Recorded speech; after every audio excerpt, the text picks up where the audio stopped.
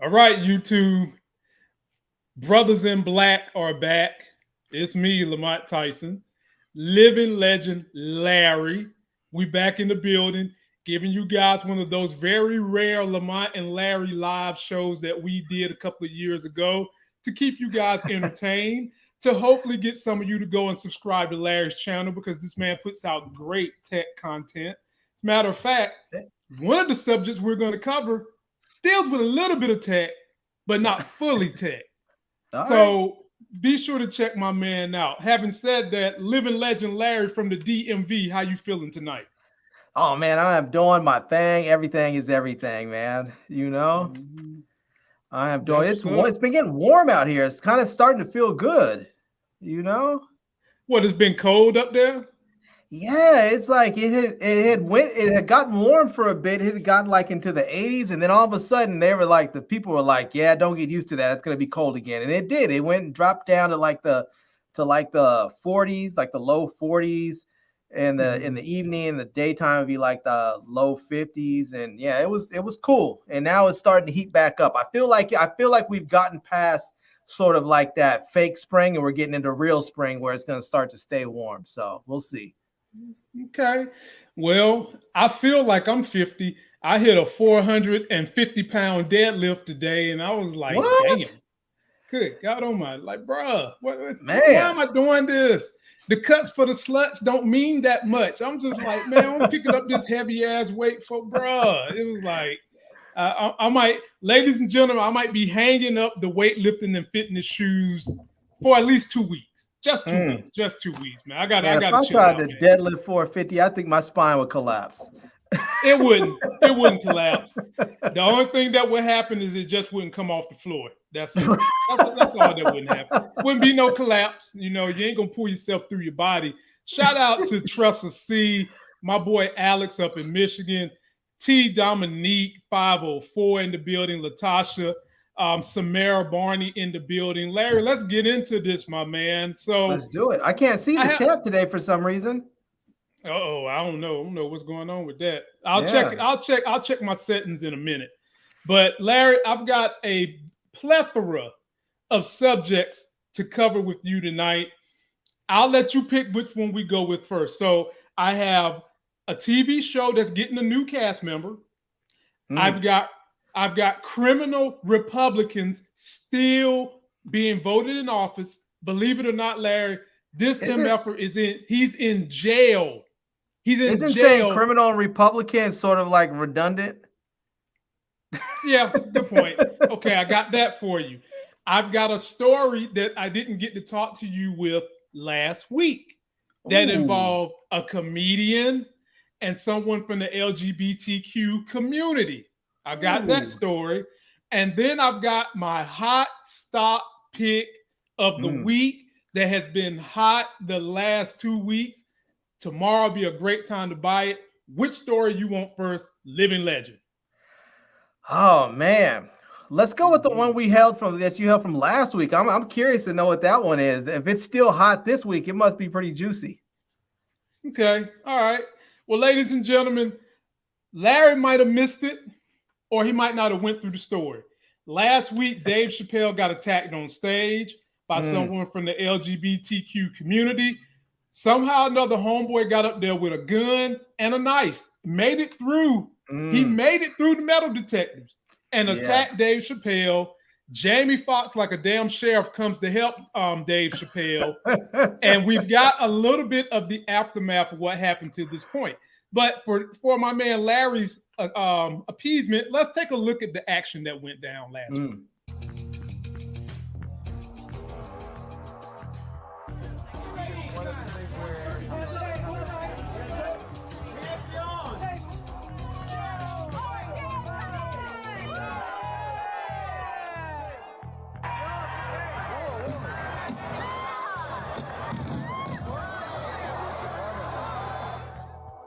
Whenever you're in trouble, Jamie Foxx will show up in the sheriff's hat.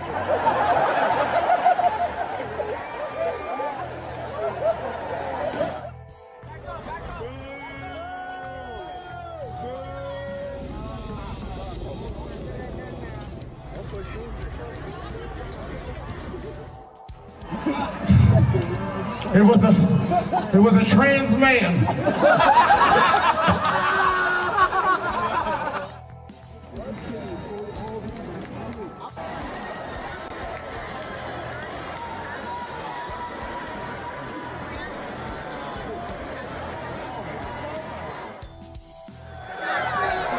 Was that Will Smith?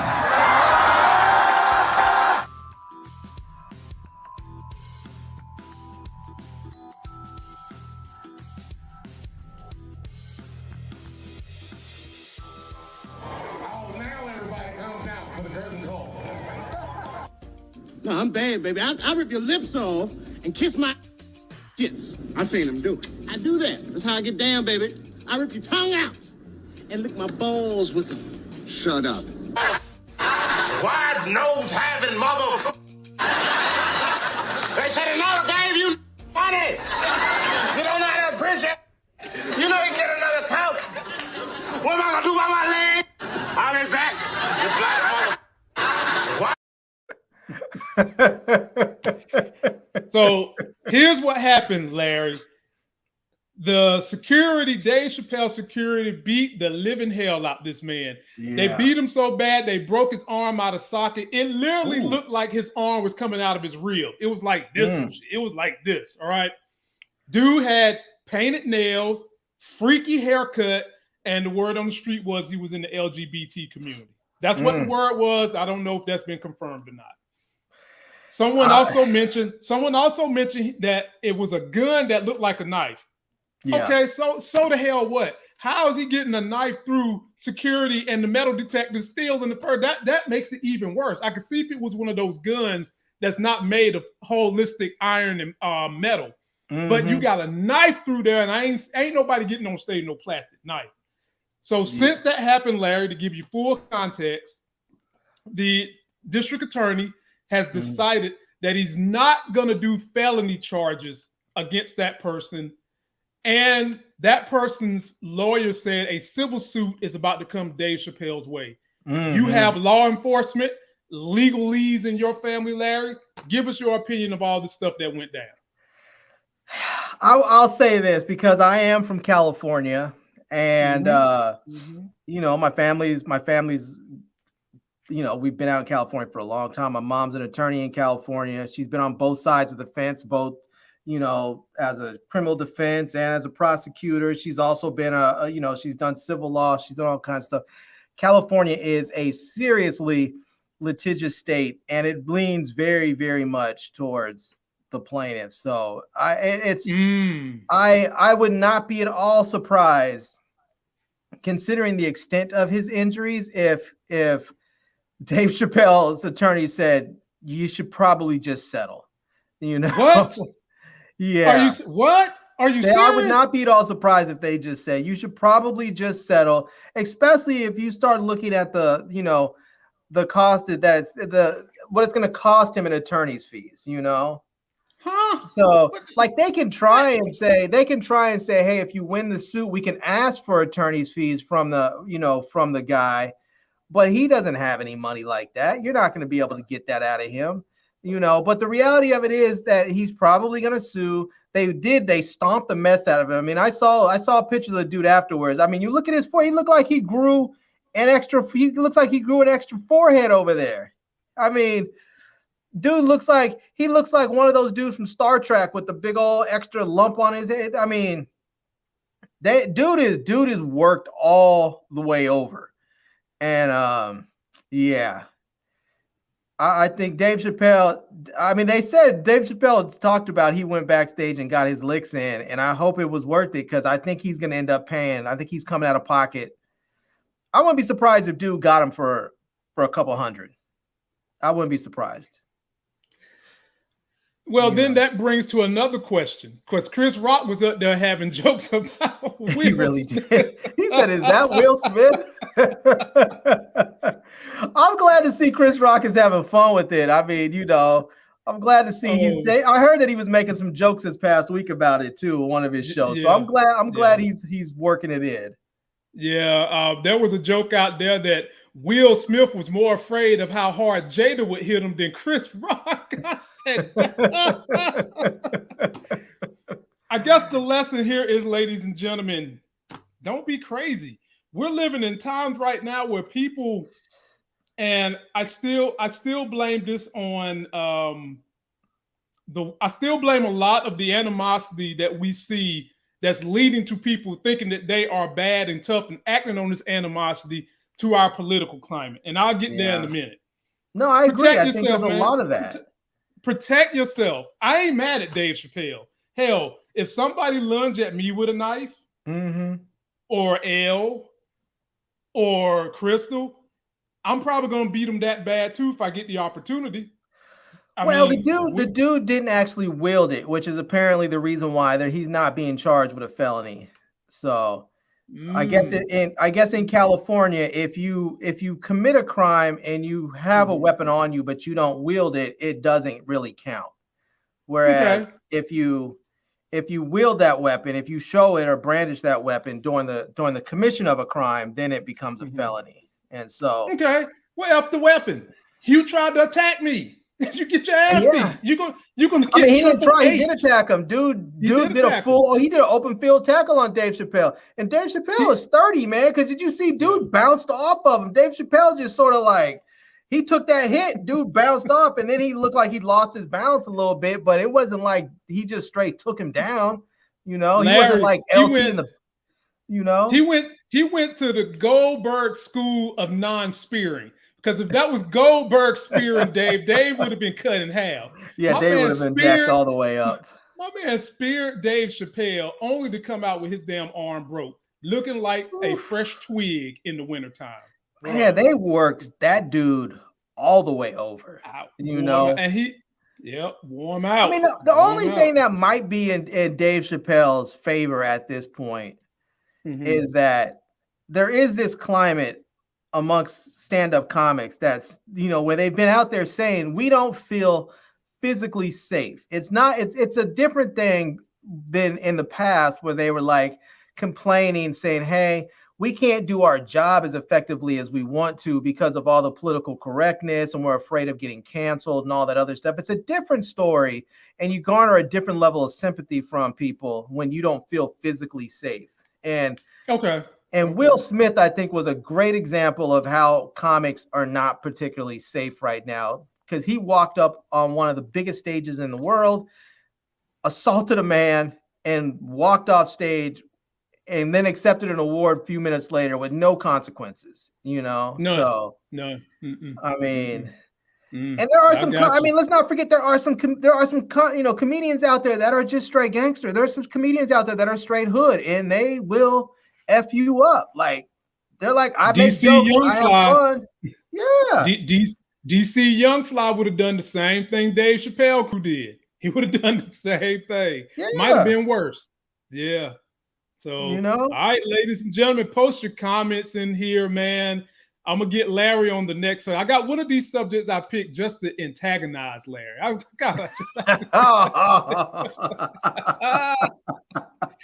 of them, ladies and gentlemen, I picked just to antagonize the Living Legend. So, Living Legend, what you want next? We've got cast member added to a 50-verse TV show. We've got Black people being ignorant, stupid, or both. We've got stocks that are hot that deal with tech. And we've also got Republicans who are criminals in jail winning primaries. Which one you want? Oh man, let's go. Let's mix it up a little. Let's go with the new cast member and then the stock. Okay. So Larry rolled the dice, ladies and gentlemen. So a show that Larry didn't watch last year, Black Mafia Family. Here we go. Season 2 has cast Monique. And let me give you guys context of why they cast Monique. First of all, 50 Cent said the industry and Tyler Perry and everybody has done Monique wrong. So at least her hair looks nice. Yeah, hair looks great, man. She could play Storm from neck up. 50 Cent said that he's going to help this young lady out. She was an inspiration to him. He's putting her on a BMF season 2, and listen to what her role is going to be. She's damn near basically Uncle Clifford, only a woman. This is what her role is.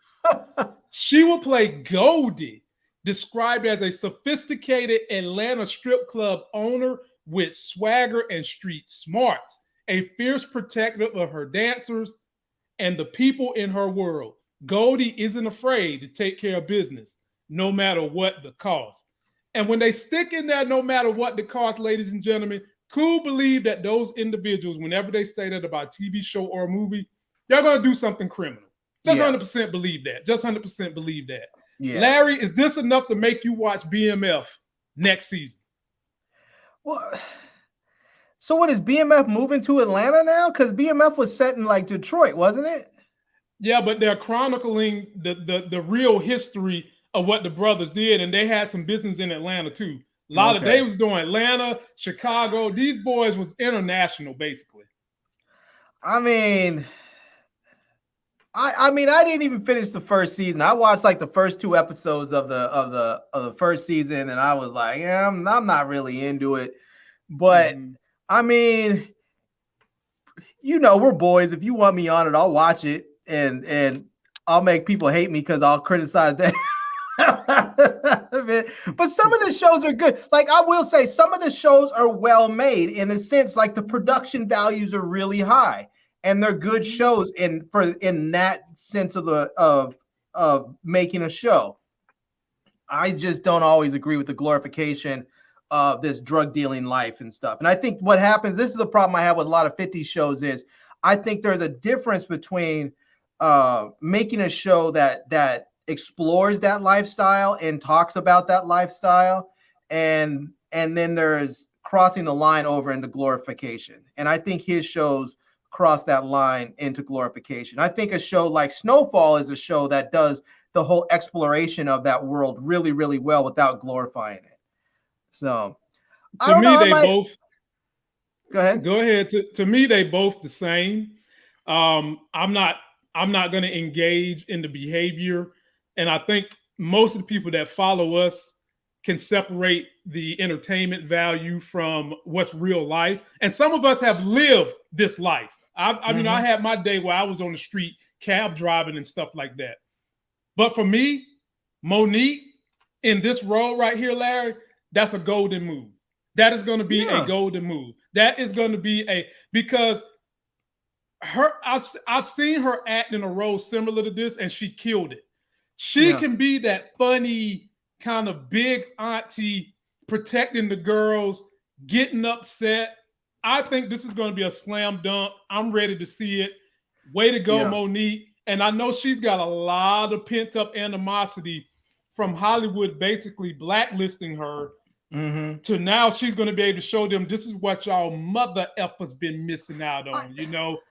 Go ahead, Larry. I'll say this. I do want to give 50 big ups on this, because this is the thing that we have talked about Black producers should be doing. We should find those great talents and take those great talents that have been cast aside by Hollywood or marginalized by Hollywood and pluck them out and put them into good big dollar budget, big budget projects that are going to make them look good. So shows that have good writing and stylistically look good so that they can get their shine on. Because once Hollywood, if you don't play Hollywood's game, if you're not like Lakeith Stansfield or something and put your stockings on and high heels and a dress every once in a while, they want to cast you aside, and not everybody's willing to do that. And so some people have their run and then they get cast aside because they're not willing to play the Hollywood game.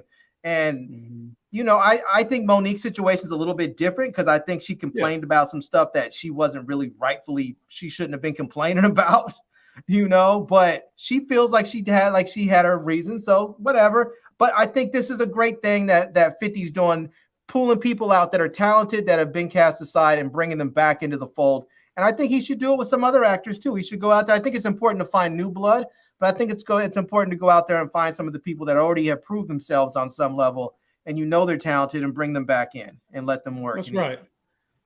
50 Cent, 50 verse. Check out my man Trey Chaney. I had him on the show last night. Interview Poot on The Wire, Gordon Hart on We Own the City. Phenomenal actor. Raps, does everything that you love. 50. He might need to get in that 50 universe somewhere because he can act his damn ass off. And I like a brother that's almost my height. I like. Can we get Phase On back in there? You know? Oh, I mean, man. He shouldn't be remembered as Big Worm for the rest of his days. The dude is funny. He's talented. He should. I want to see him back in there working. Does he want to be working? That's the thing. Does he want to be back out here? For all we know, Larry, he could be doing a business. He could be chilling. He might have decided he done made enough money. He's ready to do something else. We don't know what he's up to. Might have to look into that. So post your comments, y'all. I think Monique's going to be a good fit. I'm anxious to see her back. It's going to work. Next, Larry wants to see the stock information. And yes, God may love me. Got. Ladies and gentlemen, let me set this up for you. The stock market over the last probably like 3-4 weeks has just been going in the pure bucket hole, ladies and gentlemen. I mean, the SHIT, it's just been red. Those of you who are young and getting started invested, great time to be getting in the market. And those of you who need to rebalance your portfolios, and listen to your boy when I say invest most of your money in index funds, now's the time to do that as well. Because if you have a lot of your money in index funds, you ain't really lost nothing. Larry knows that I keep half of my investments in index funds like SPHD. Since we've had these 4 weeks of some stocks losing 75% of their value, SPHD has only gone down $1. That's why I say everybody, a good index fund that pays a good dividend should be the foundation of your portfolio. And then when great opportunities pop up like this one, you jump on these stocks. Here we go, Larry. Where the price is today, given where things were, I don't know if we should be comparing it to where it used to be. Does this make sense? What do you think this thing is actually worth? We did lower our price objective to $140 from $191 simply to reflect market conditions. This really has nothing to do with their basic business. Disney has performed well through the pandemic. As you said, the Disney Plus subscribers were positive. There was a good beat at 7.9 million net adds versus our expectation of 5 million. The theme parks are doing incredibly well, and the film lineup looks to be very strong, and they got off to a great start last weekend with Doctor Strange. So really, their basic business is doing extremely well. But the stock started to turn down in the aftermarket when the CFO, Christine McCarthy, said that second half net adds would still be stronger than first half, but the gap wouldn't be as wide as they thought at the beginning of the year. We didn't change our full year net add number. It's 42.7 million. There's no change. It's just that they pulled forward in the first half. But Jessica, this is a multiple story. This is how much is the market going to assign value to streaming businesses in an environment where Netflix is no longer worth $700 a share, right? Absolutely, which is why we moved away from some of the parts. Nobody is giving credit for some of the parts. We're valuing it on a PE basis. It's to your point. I mean, we're looking at it on a consolidated basis with the streaming losses, and we now value it on it's historically traded at 20 to 30% premium to the market, if not more, in high growth periods. This is a high growth period as they swing from the DTC losses to a positive. So we're using a 30% premium to the market on 23 earnings.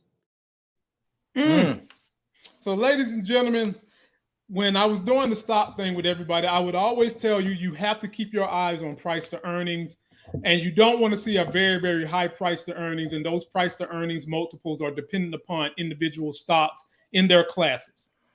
Why is Disney a good buy at $100? Simply because they killed Netflix in subscriptions in the last quarter. Killed them. And Disney don't even have the lineup of content that Netflix has. Yeah. But for those of you that always hear Lamont Tyson preaching about diversity, Disney's number one revenue generator is not Marvel. It's not the subscription business they're doing with Disney Plus. It's the theme parks. And the theme parks haven't even gotten up to 100% yet. No. They're saying that the theme parks are at about 70%, and they're getting cranked up. And they just told you that Doctor Strange kicked off a bananas movie streak that's about to happen for them, and the Disney Plus numbers are going up. ladies and gentlemen, there might not ever be another time to get in on Disney before this thing trends all the way up to about $225. Right now is as great a time to buy some Disney. And it went down to 99 and then bounced right back up to 104 before the market closed. And if you take a look at this price to earnings, that's unbelievable. It's 62 compared to Netflix that used to be somewhere 300, which is horrible. And now that everybody has jumped out of Netflix and taken their money out of it, their price to earnings has come down a tick over 100. Larry, it's an app. It's a theme park. It's legendary characters. I'm not going to say a cult. I'm going to say it's a way of living for some people. Yeah. Are you going to get some Disney while it's at these cheap price levels? Yeah, I plan on buying some more. I already own Disney. Disney was the very first stock that I ever bought. That was the very first stock that I bought way back in the day. And yeah, I plan on buying some more because, it's an expensive stock for me. I usually don't buy stocks that are $100 a share, but that's one of them that I will buy that, that's expensive because it's a stock that I like to have and own. It's Disney stock for me is not a stock that I trade. It's a stock that I usually own and hold. Exactly. And so, exactly. And so I don't mind paying a little bit more for it. And, I added to it a little bit last year and I'll add some more, this year and just keep on holding it and see what happens. I'm not worried about, this whole thing with the streaming wars. People keep talking about the streaming wars and they keep on talking about the Disney stock price in relation to the streaming wars. And it's like they don't realize that Disney stock price was higher than this before Disney Plus was even out. Right.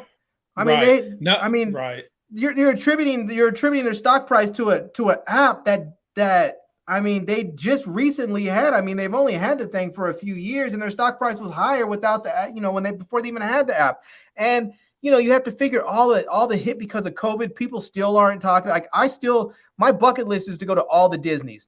I'm still not traveling yet. I still have to go to Hong Kong and Tokyo. I'm still not ready to get on a plane and fly, 15, 18 hours to Hong Kong and then go into a busy amusement park. I'm not ready to do that yet. There's a lot of people out there like me that feel that way. And also the other thing, I'm not sure if they're fully open. Disney has all their Disney cruise lines. They have the Disney cruises and the Disney islands.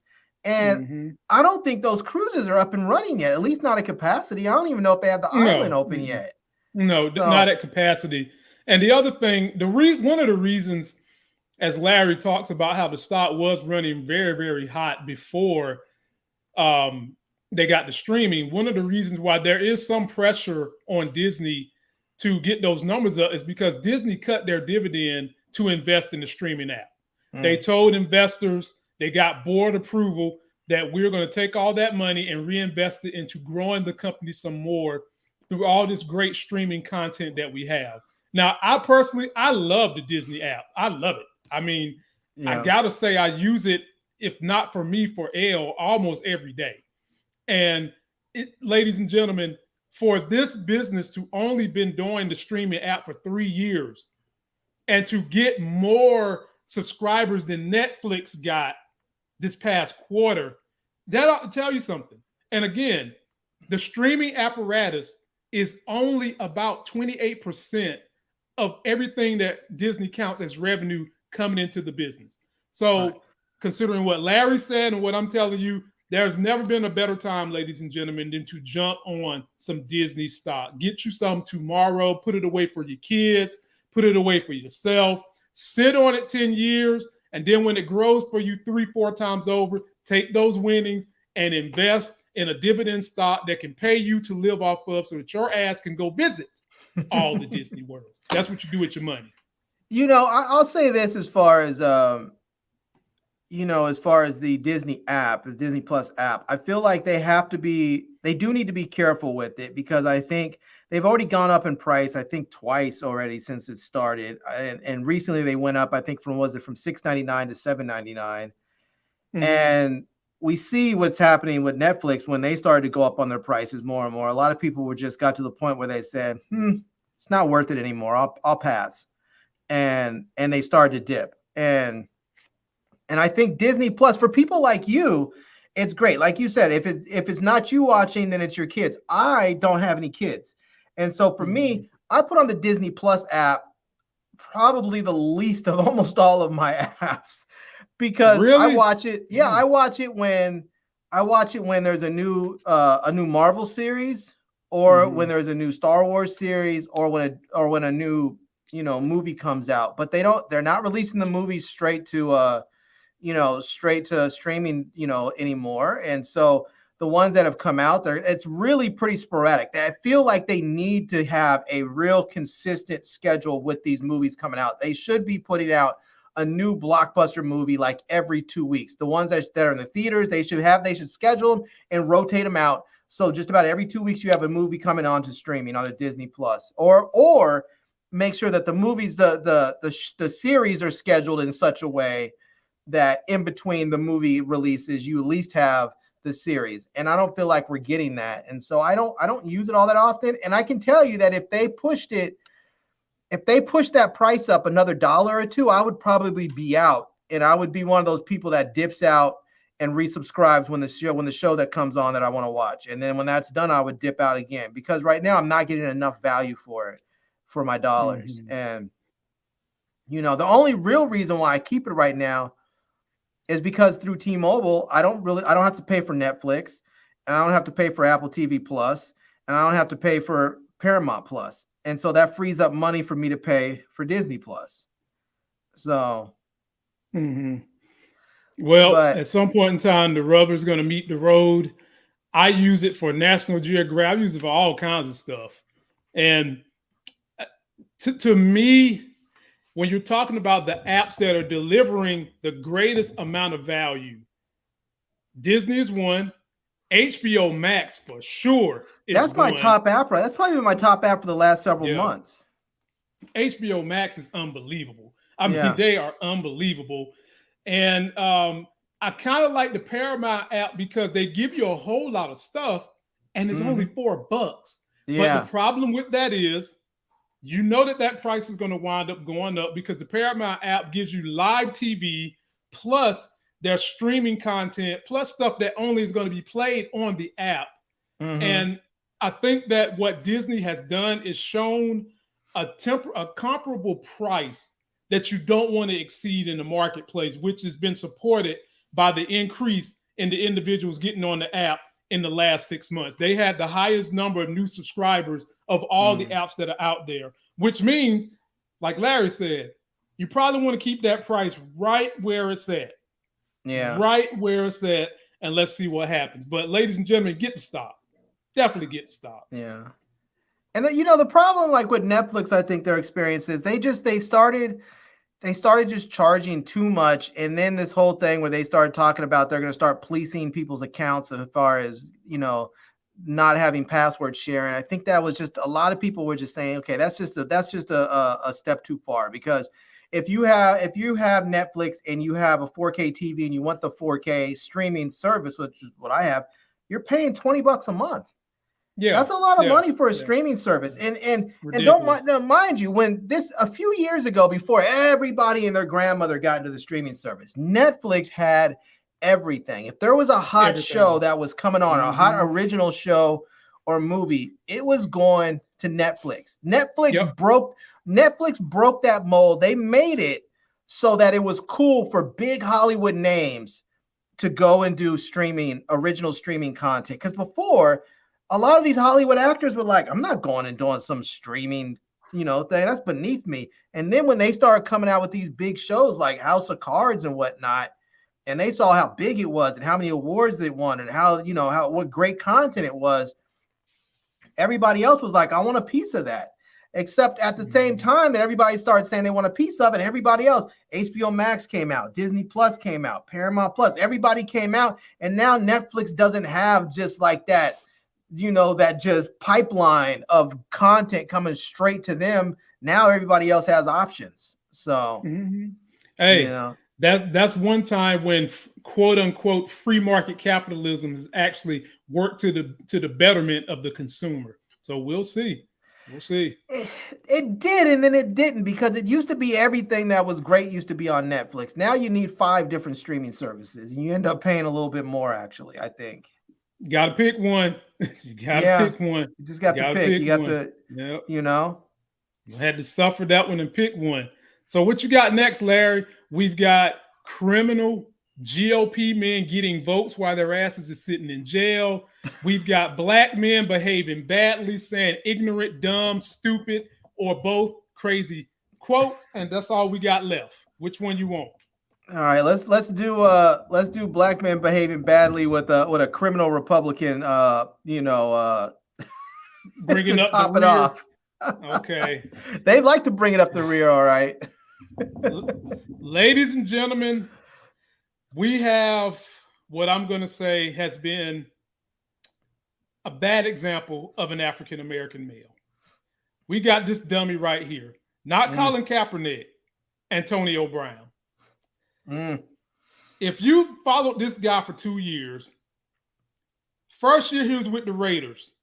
If he would have behaved his hind parts till midnight, 2 days, he would have got like $50 million, couldn't do it.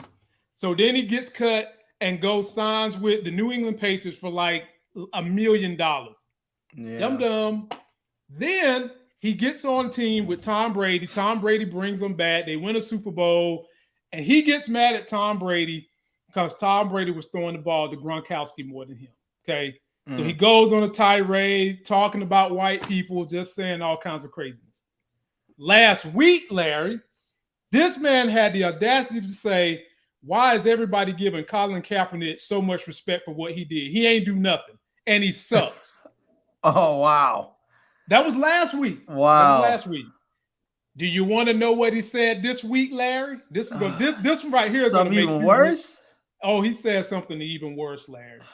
This is going to make you mad, and I got the footage for you. Ladies and gentlemen, if you got anything in your mouth, go ahead and swallow it, because this brother's going to make you want to spit it up. Here we go, Larry. I have self-pity or be a mentality of being victimized. There's no racism. You can do what you want in America and the world.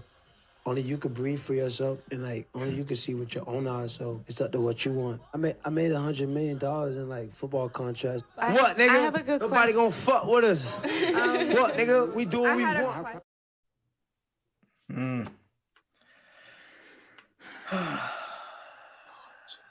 Jeez. First of all, how can I say this nicely?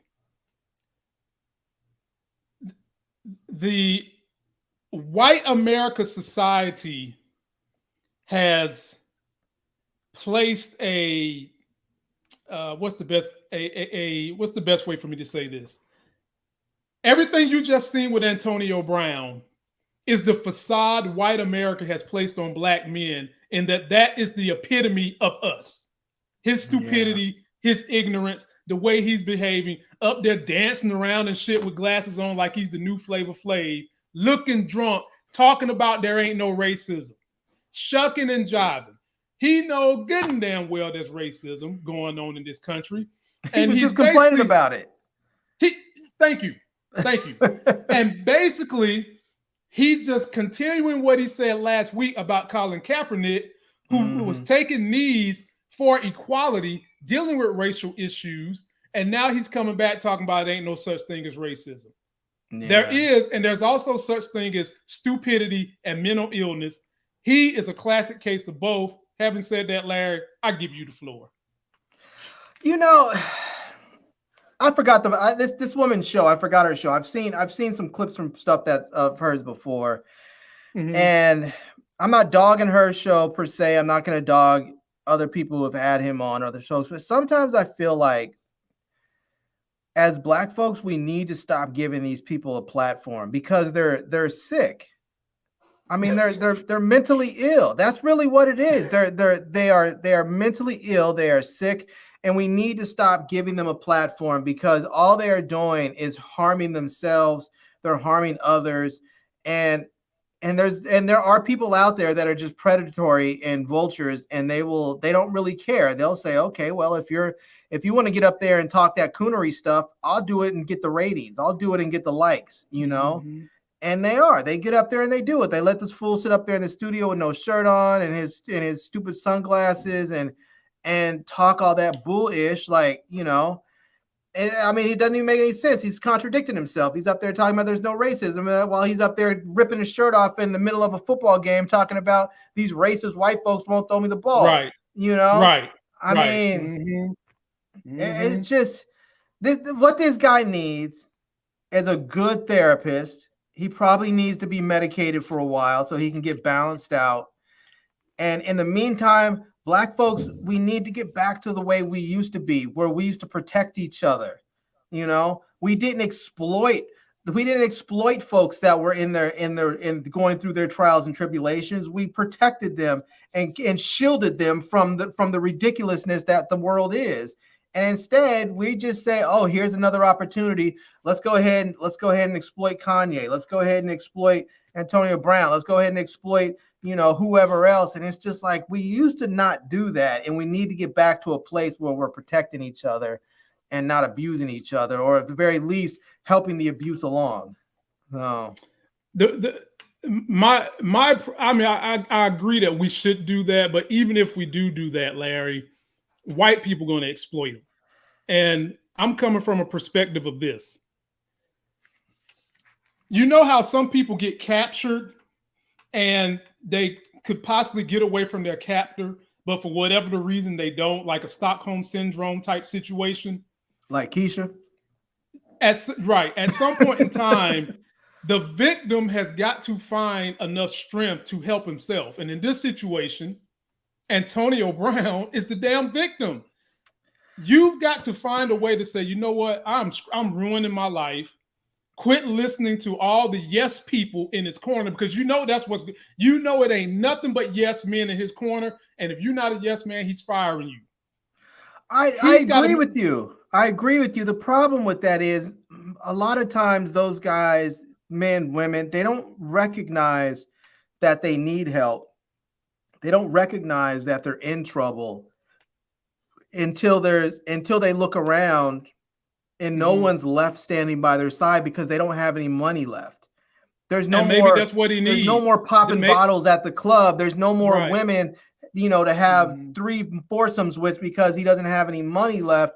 There's none of that left because he's blew it all. And at the same time, he's gone to talk so much gibberish that nobody wants to deal with him. And then he looks around and realizes, oh man, I blew up my whole life and I've been messed up. And then they want to come on. Some, you know, MTV reality show talking about I blew up my life and I, you know, whatever. And then you just you kind of feel sad for him because you're just like, how, you know, where were your people at? Where were the people around you that should have had your back? Where were your, like, I look at people like LeBron. LeBron has his friends that have been his boys forever that are riding with him. You know, they have his back. Like, I don't hear jack ish about LeBron. And don't get me wrong, I am under no illusions that LeBron James has not done some dirt. This is a young man who has made hundreds of millions of dollars as a professional athlete. I'm sure he's done some dirt, but what he does have is people around him who protects him, you know? And he probably has 2 or 3 Ray Donovans on his payroll. And these people, at the very least, somebody needs to say, hey, you need to get one of these dudes over here working with you. You know, if you're going to do what you do, you need to get somebody that's going to help you keep your stuff quiet. Someone that's going to keep you off of that damn microphone. Right. And LeBron does listen to his people, you know, and I feel like most people like Antonio Brown, they're not going to change, Larry, too. They do exactly what you said, fall flat on their face and are dead broke and alone. It's just not going to change. And I'm with you that we shouldn't give them a platform, but here's my problem with that. When they do have a platform, we as people have got to do better than to take what they say and agree with it and act like it's gospel. And I say that because look at there's one person who had the biggest platform in the world who has millions of people behaving the way he was behaving. And you know I'm talking about Donald Trump. Yeah. So, and even if you take the platform away from him, he finds a new platform. We still have to deal with the dummies who followed this fool and believe in his behavior. And that's no different from these dummies that's following Antonio Brown and believing in his behavior. At some point, society as individuals have got to think, man, that's not logic. It's not right. It's not the way I should be behaving, and start doing better so that when these buffoons get platforms, we go out there and do like they used to do on the comedy shows. Exit the stage, stage left. Get your ass up out of here, because what you're talking is buffoonery. That's what we got to do. Because until then, the reality is people are going to continue to exploit these type of people to get ratings, to get prestige, to get money and all. It's not going to change. What's got to change is what we respond to. So that's where we got to go with that. And ladies and gentlemen, the living legend said he wants to end this show.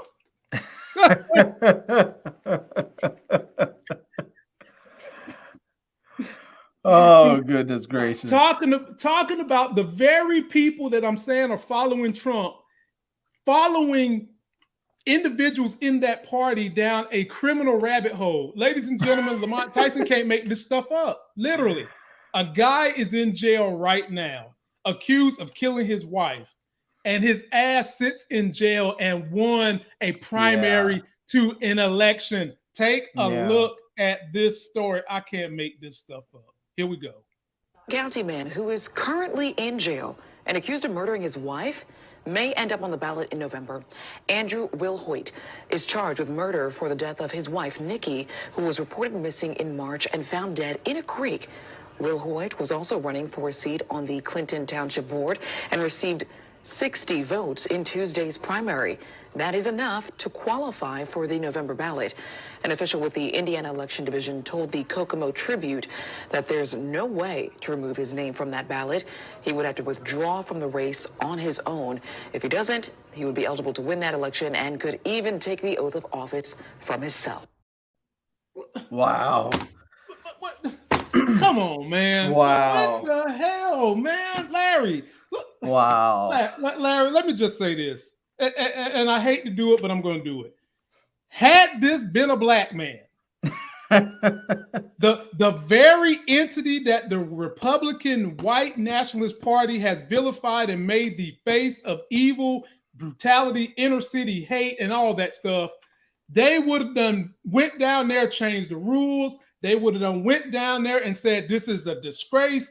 They might even would have protests down there saying that this is not democracy. But because it ain't, because it's a Republican, he sits in jail and could legitimately win and be in prison for killing his wife. Let me let y'all see what this murder. Come on, man. I mean, that's crazy. Come on, man.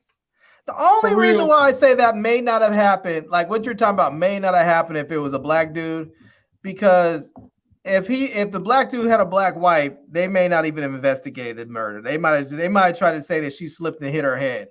She'd have had 9 bullet holes in her, and they would have said, "Oh, I think she tripped and hit her head." The bullet holes didn't kill her. It was she hit her head when she fell down. That's what it was, and they wouldn't even investigate it, or they would have called it suicide or something. They probably would have just not even investigated, tried to close that case up real quick. So but this is just absolutely craziness to think that this dude could potentially take office from behind bars. Now, the interesting thing is, if he is convicted, he can't hold office. He will end up having to. They'll he'll lose his position if he's convicted. But I mean, murder cases can go on for a long time. Right. Again, Larry, the problem here is the people voting for this. That's the problem. Yeah. We have too many people in this country voting for this, thinking that this is better than that big black man who's walking down the street in the hoodie minding his business with a pack of Skittles in his pocket. Okay. Or selling some Lucy's. Yeah. This is the problem right here.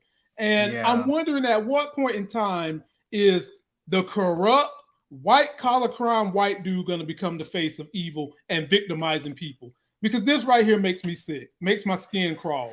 You sitting in jail, winning a primary for killing your wife. Yeah. I think the only way that we really get that sort of shift is when we have more people of color in the newsrooms. When we have more people who are, you know, who look like you and me and Moochie and everybody else that say, hey, we can't let this go. We can't see this come across the wire and not do this story. I think when there's more people that are willing to talk about these issues, because this is an extreme thing, but there's all kinds of cases around the country where you have local politicians that are involved in some sort of criminality. It may not be to the extent of murder, but it's a lot. Right. And a lot. The more, and they get away with it often because they're white and they don't want to talk. People don't want to talk about it, or they just brush it under the rug. And I think if the more we get this stuff out there, you know, like you said, maybe they'll be villainized.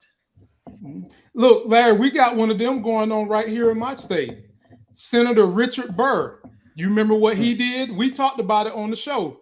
And when COVID was going on, you remember what he did? God, I can't remember. I think it had something to do with some shady investments or something.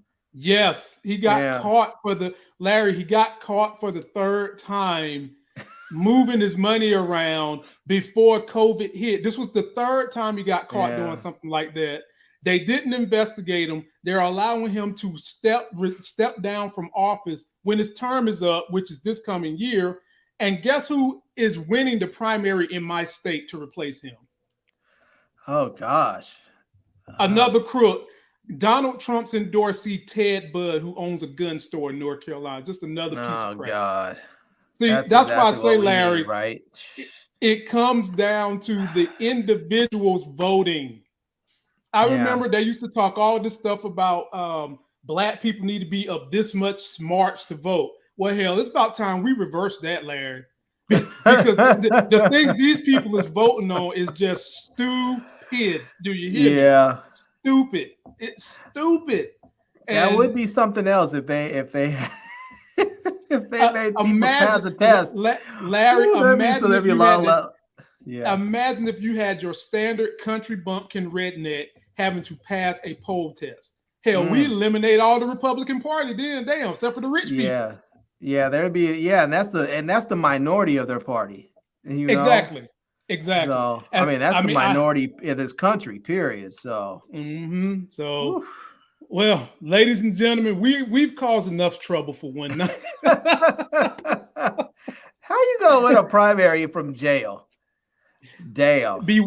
It's called white privilege, Larry. Maybe he's trying to set the standard for Donald Trump. If Donald Trump gets locked up, maybe he'll still run. No way. And still win primaries. Wow. Ladies and gentlemen, don't forget to like the video, comment, subscribe. Larry has a channel. Link is in description. He's also on Twitter, Instagram. So am I. These are my links. Go check us out, and we'll see what kind of trouble we can get you guys into next Thursday. So that next Sex is Hell video.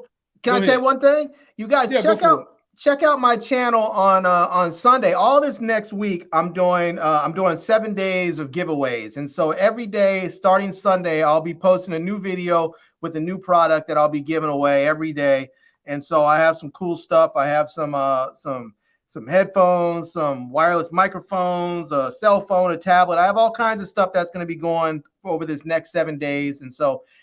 Just make sure you check out my channel every day check it out every day, period. But check it out every day for the next week so that you can see what kind of giveaways they'll be going. And good luck. Check them out, ladies and gentlemen.